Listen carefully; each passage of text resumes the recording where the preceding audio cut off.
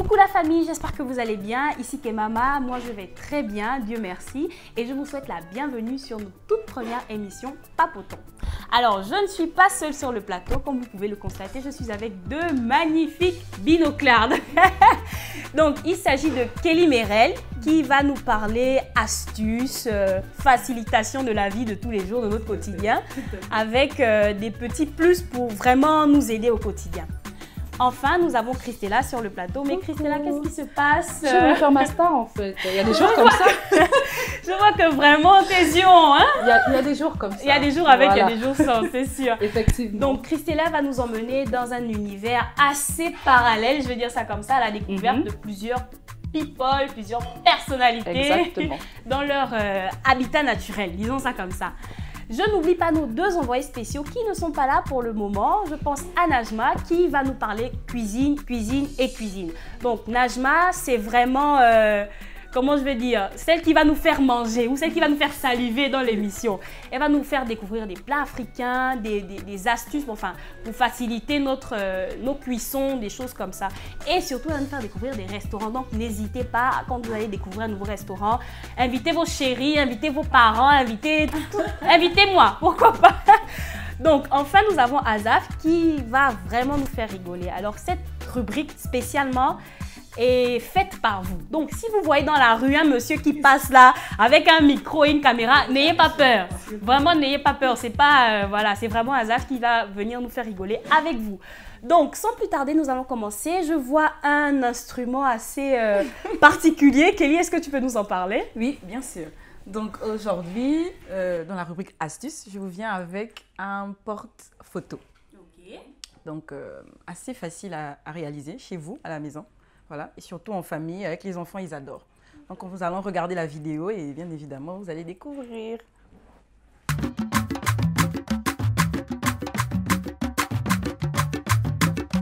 Donc voilà, c'est ce petit objet-là. Wow. C'est facile, ne vous inquiétez pas. Donc, vous aurez besoin de pas grand-chose. Okay. Ne vous inquiétez surtout pas, n'ayez pas peur. Ah, ça fait peur là tout de suite. Non, mais pas du tout, pas du tout. Vous aurez les différents éléments vont s'afficher sur vos écrans. Ne vous inquiétez surtout pas. Vous pouvez les avoir partout, ici sur Libreville et j'espère aussi ailleurs. Donc voilà, un marteau arrache-clous, du fil de fer, du bois, des morceaux de bois, une pince à découper, une paire de ciseaux et puis donc bien évidemment protège la table. Parce que vous savez, avec la peinture et voilà. Donc, le marteau arrache-clous. Donc, on fait des petits trous dans un morceau de bois. Donc, la forme, ça dépend totalement de vous. Vous pouvez prendre la forme qui nous plaît. Voilà, littéralement, ça dépend. Donc, je vais faire deux petits trous voilà, dans ce morceau de bois et ensuite utiliser l'arrache-clous pour pouvoir voilà, enlever les clous. Parce qu'on a juste besoin du trou. D'accord, juste c'est tout. Voilà. Et voilà. Et après, on va prendre le papier abrasif. Donc, essayer de polir légèrement le bois. Parce que, voilà, je me demandais. Essayer de le rendre un peu plus, vous savez, plus propre. Voilà, plus propre. D'accord. Si on peut le dire ainsi. Simplement. Voilà. Donc, essayer de bien ça va polir. pas reboucher le trou, non? Non, pas du tout. Okay. Pas du tout. Ça va pas. Voilà. Et après, on prend le petit fil de fer qu'on va découper. Évidemment, et essayer de donner une forme en fait. Donc là, à l'aide de la pince à découper, simplement. Tu t'es pas glissé, j'espère. Non, pas du tout. D'accord. Bon, surtout si vous le faites avec les enfants, bon, j'aimerais cette partie-là, oui, à la limite, voilà. Les adultes. Exactement. Et puis déjà donner la forme et remettre aux enfants. Donc comme vous voyez, ça rentre facilement. Et puis essayer de donner une petite forme qui permettra justement aux photos de, voilà, de pouvoir en fait tenir. Voilà. Ok, c'est vrai que c'est cette petite spirale là qui permet de tenir les photos. Oui, partout dans une menuiserie, dans une quincaillerie, voilà, vraiment partout. D'accord. Déjà les bois, j'y suis allée, c'était gratis. Le gars, oui, parce que ce sont voilà, des chutes, voilà, exactement. Okay. Et le fil de fer, je pense le mètre, il est à 200 francs. D'accord. C'est vraiment moins cher. Vraiment, pas grand chose. Donc on essaie de bien. Donne une forme. Bon, moi j'ai opté pour celle-ci. Donc j'ai pris un petit bout à un plus grand. J'essaie de donner de l'équilibre. Petite touche. Hein. Voilà, donc le tout. Du coup là j'ai utilisé de la peinture à spray. Voilà. Donc essayer le spray, et puis voir à votre convenance. Voilà. Okay. Donc, le fil de fer et également le petit bout de bois, tranquillement. Donc, spray, on laisse sécher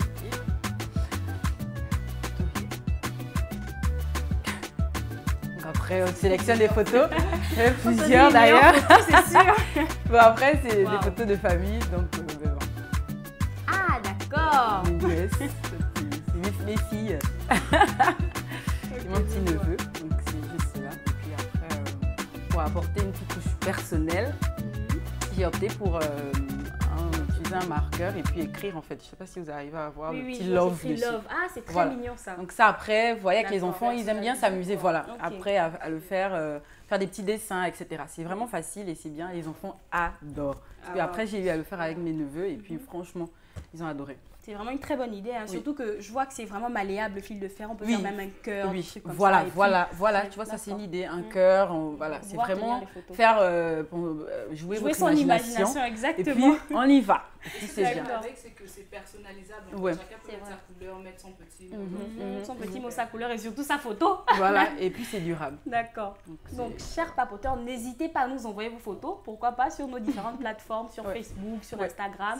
On sera vraiment ravis de partager ça avec tout le monde. Parfait. Donc, nous allons tout de suite passer à la rubrique que vous attendez sûrement, en tout cas que moi j'attends. C'est la rubrique qui va nous faire rire. C'est la rubrique de Monsieur Azaf.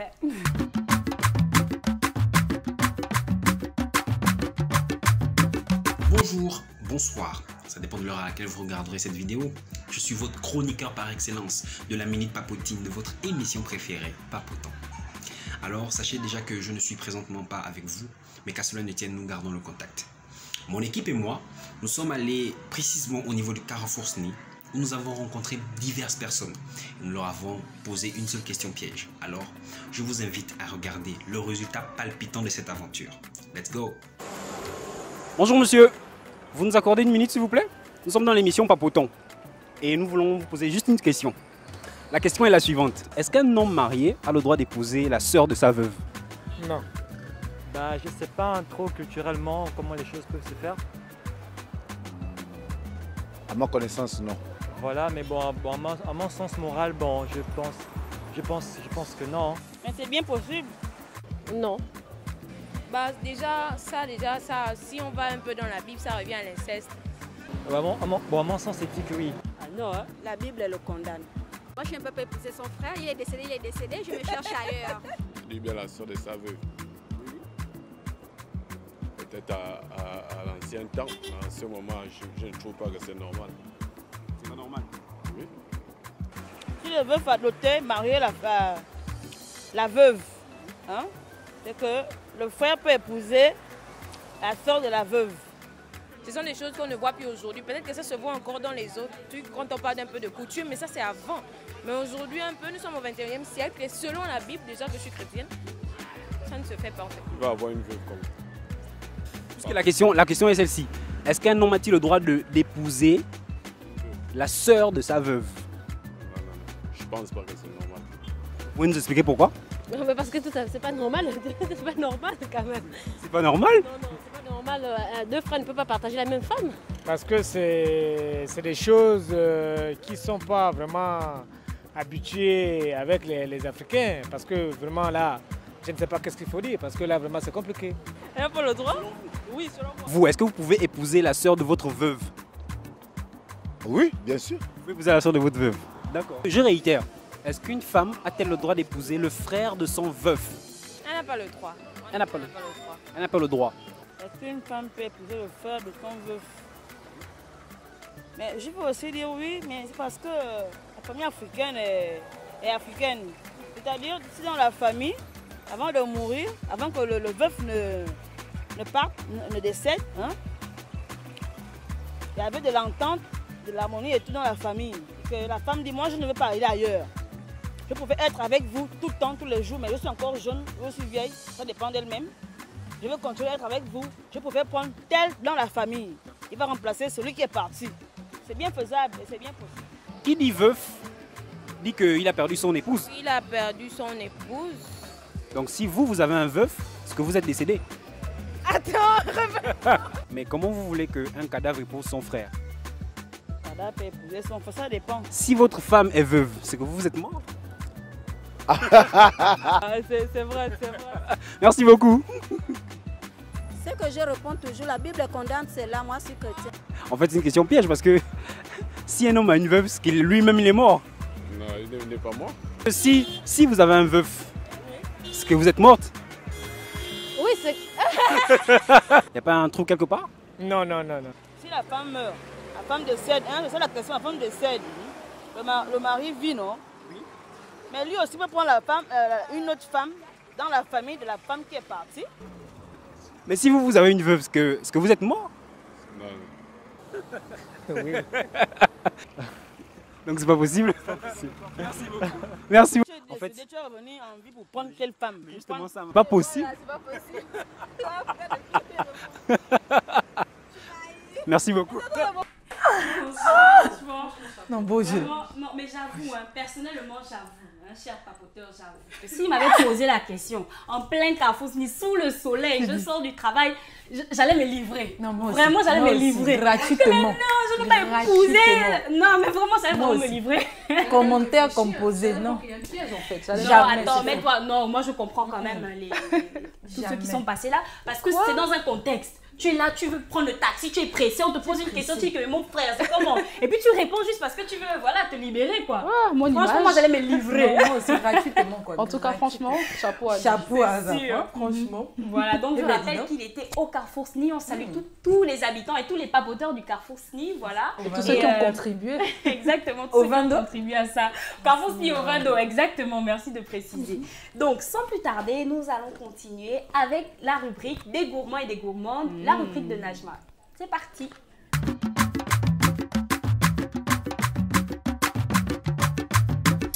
Hello, coucou tout le monde, j'espère que vous allez bien. Alors c'est Najma depuis Dakar. Malheureusement je ne peux pas être physiquement avec vous, mais je vous ai préparé une petite surprise en vidéo. Alors c'est dans la vidéo, c'est l'hôtel Boma que vous venez de voir. C'est un hôtel qui vient d'ouvrir il y a quelques mois à Dakar et j'ai eu le plaisir d'y aller dès son ouverture. Alors le plat que j'ai mangé s'appelle le tiep au wok. C'est tout simplement un thieboudienne revisité à la wok. Donc la wok c'est une espèce de grande poêle utilisée dans la cuisine chinoise et c'est un peu en demi-cercle, c'est sphérique en fait, voilà. Donc toutes les saveurs du thieboudienne y sont et avec un peu de saveur aussi, un peu de saveur chinoise. Franchement, c'est super savoureux. En tout cas, je trouve que les deux cuisines se mélangent bien en fait dans ce tiep au wok. Franchement, c'était une très très belle découverte et je ne connaissais pas du tout.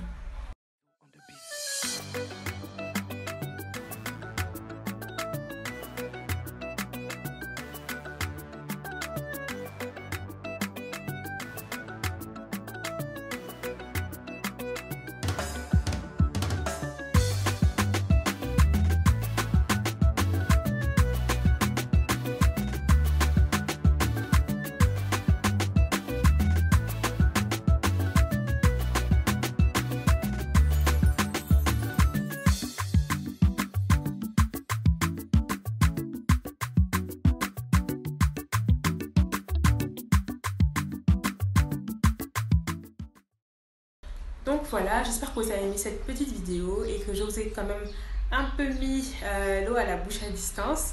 Et on se retrouve pour un prochain numéro, pour une autre découverte culinaire ici à Dakar. Voilà, je vous fais de gros bisous. Pour ceux qui me connaissent, vous savez que je suis une gourmande. Mais là quand même, hein, vraiment ça c'est la provocation. Non, franchement, chic, hein, l'endroit, c'est où? Exactement, non seulement c'est chic et en plus c'est très bien filmé, c'est très bien présenté. Je pense que c'est eux qui ont servi ça comme ça, c'est vraiment très beau. Et c'est un tiep revisité donc. Oui, exactement, c'est du thieboudienne revisité. Donc n'hésitez pas, franchement. Et ça a vraiment l'air très bon, ça a vraiment l'air très appétissant, ce qui est sûr. Et comme on dit, avant tout, on mange d'abord avec les yeux. Quand c'est bien présenté, forcément... Ça donne envie. Tu as tout compris. C'est sûr. D'accord. Alors, on continue, chers papoteurs, avec la rubrique qui nous fait voyager sans quitter nos sièges, voyager sans quitter nos téléphones portables, avec les people et surtout avec Christella. Alors, qu'est-ce que tu as pour nous aujourd'hui? Alors, aujourd'hui, je suis allée vous dénicher un jeune homme qui est africain, bon, d'origine gabonaise, qui vit à l'étranger, donc qui a une passion particulière. Et nous verrons au travers de la vidéo comment il allie sa passion, son métier, voilà, sa passion, son métier et ses activités, en quelque sorte. On regarde.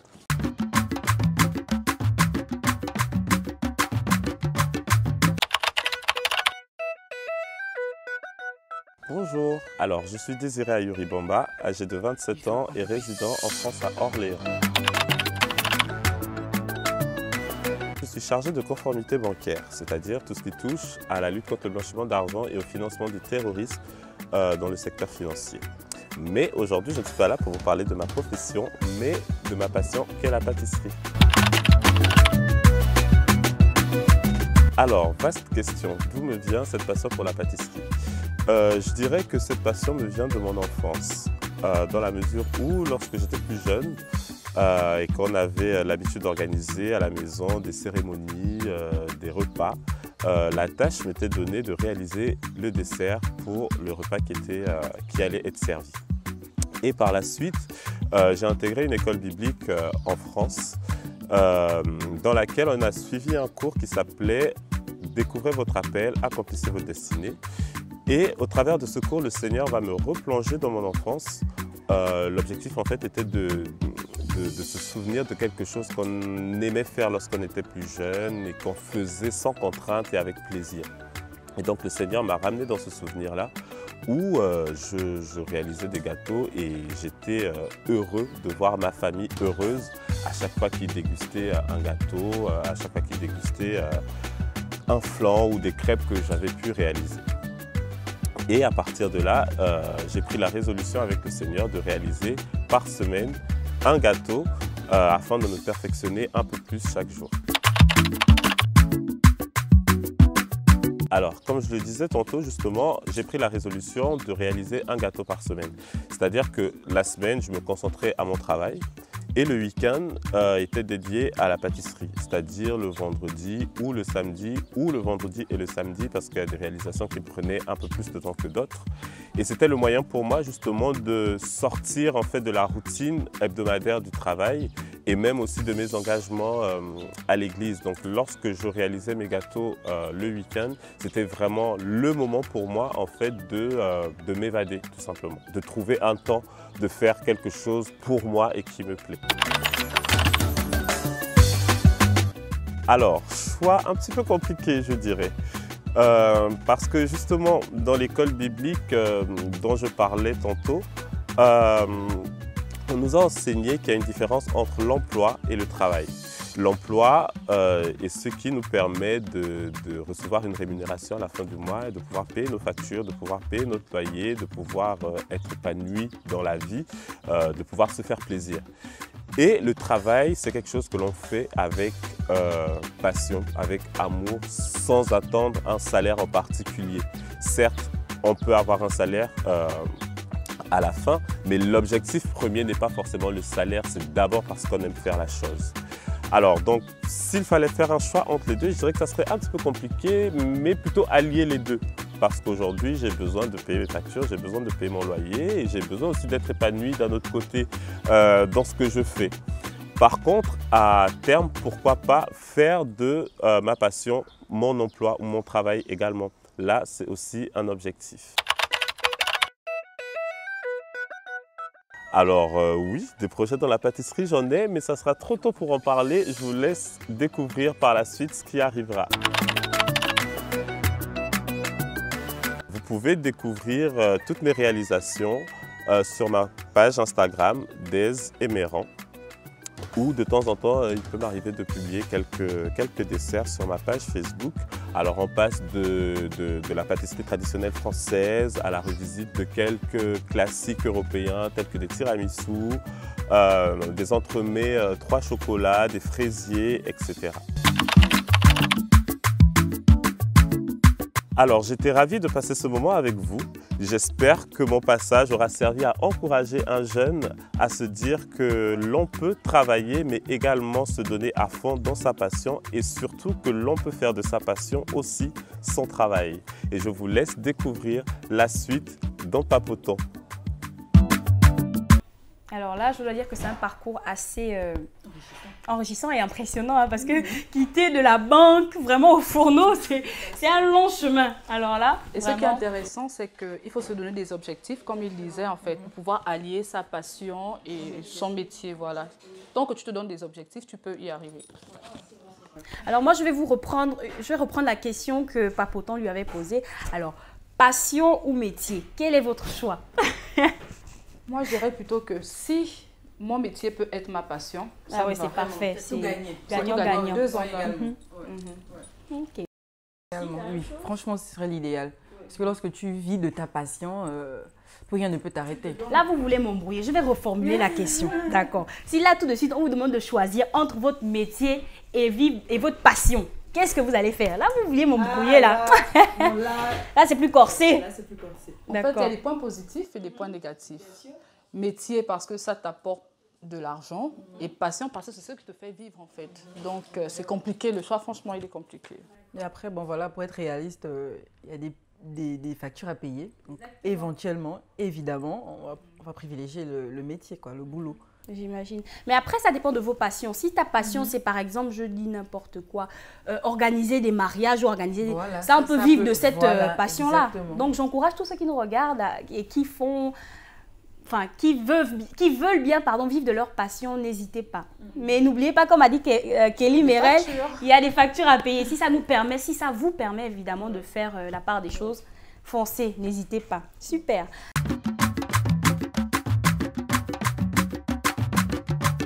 Très chers papoteurs et très chères papoteuses, nous sommes arrivés au terme du cœur de l'émission. Maintenant, nous allons nous poser à tous une question parce que ça vous concerne aussi, qui va nous faire réfléchir. Donc, nous souhaitons avoir vos avis. N'hésitez pas, donnez-nous vos avis sur toutes nos plateformes. Instagram, Facebook et même YouTube, pourquoi pas. Donc, la question est la suivante. Famille nombreuse, pour ou contre? On commence sur le plateau. Je vais commencer par Merel. Alors, qu'est-ce que tu en penses? Déjà, une famille nombreuse, on va s'accorder entre nous. Hein. Une famille nombreuse, c'est disons 4-5 enfants. 5, d'accord. Oui. C'est vrai que dans le format africain, ça c'est même une petite famille, 4-5 enfants. Voilà, mais disons 4-5 enfants, pour ou contre? Je ne suis pas contre les familles nombreuses, voilà, parce que je viens d'une famille nombreuse, donc une famille de 6 enfants. Ok. C'était la joie, les fous rires tout le temps entre frères et sœurs, les disputes aussi au quotidien. C'est ce qui donne le piment. Voilà, effectivement. Mais je préfère, pour moi, voilà, être contre. D'accord, toi tu préfères combien d'enfants, disons? 2. 2 enfants, une fille, un garçon? L'idéal, comme tout le monde, je suppose. Okay. Mais 2, mais maxi, mais vraiment, si c'est trop, 3. Vraiment, 2, c'est mon chiffre. Ok. Et Miss MDJ, quel est ton avis sur la question? Bon, en ce qui me concerne, je préférerais une famille pas nombreuse. Okay. Voilà, c'est vrai que je viens également d'une famille nombreuse. Hein. Voilà, nous sommes 6, je crois. Tu crois? Nous sommes 6. D'accord. Du coup, mais je préfère quand même une famille peu nombreuse. Parce que déjà, une femme, lorsqu'elle accouche beaucoup, pour la santé de la femme en fait, lorsqu'une femme accouche beaucoup, il y a certaines femmes qui sont sensibles, qui peuvent avoir des maladies, qui peuvent être en mauvaise santé, pardon. Et à cause du budget aussi, il y a beaucoup de familles qui ne sont pas épanouies en fait. À cause du budget familial, il y a beaucoup d'enfants, il faut payer, il faut s'occuper des enfants, s'occuper de... On ne peut pas se taper le luxe d'aller en vacances chaque année. C'est ça, alors que c'est des choses qu'on doit pouvoir privilégier aussi dans un sens. Donc il faut faire un planning, avoir de l'argent pour le loisir, pour s'occuper des enfants et se faire plaisir également. Donc c'est pour cette raison que je dirais famille pas nombreuse. Ok, d'accord. Bah moi, contrairement à vous, vraiment, contrairement à vous, je ne dis pas que je veux avoir 8 ou 10 enfants, non, c'est pas ce que je dis. Mais quand même, 4-5 enfants, pour moi, c'est pas mal, c'est parfait. Pourquoi? Simplement parce que comme Christella et Kelly, je viens d'une famille de 6 enfants. Que des familles nombreuses. Super, on s'est beaucoup amusé, on s'est beaucoup disputé. Et je ne veux vraiment pas que mes enfants passent à côté de ça. S'ils sont que 2, ils vont s'ennuyer. Mais non, pas du tout. Bon, c'est vrai qu'ils ont une mère quand même multitâche, mais quand même. Mais non. Mais non, franchement, je préfère 4-5 enfants parce que je me dis que la joie que j'ai eue en étant avec mes frères, en étant aussi avec mes cousins, je ne veux pas que mes enfants passe à côté de ça. À cause de ça, je veux tu vraiment préfères pas privilégier cet aspect-là. Exactement, je préfère privilégier cet aspect-là. Donc, dans les familles nombreuses, on a forcément des avantages, et des inconvénients. Bien sûr, il y a des points de vue à prendre en compte. Exactement. Donc, pour moi, vraiment, comme disent, pour parler comme les Gabonais, pour moi, à mon avis, je pense vraiment qu'une famille nombreuse, enfin, ça va, ça me dérange pas. Ça te dérange pas. On va s'arranger dans le budget, on va s'arranger dans la planification de tout ce qui est tâches ménagères. Et puis, les enfants, c'est la main-d'œuvre gratuite. C'est la main-d'œuvre bon marché. Attention à vos propos.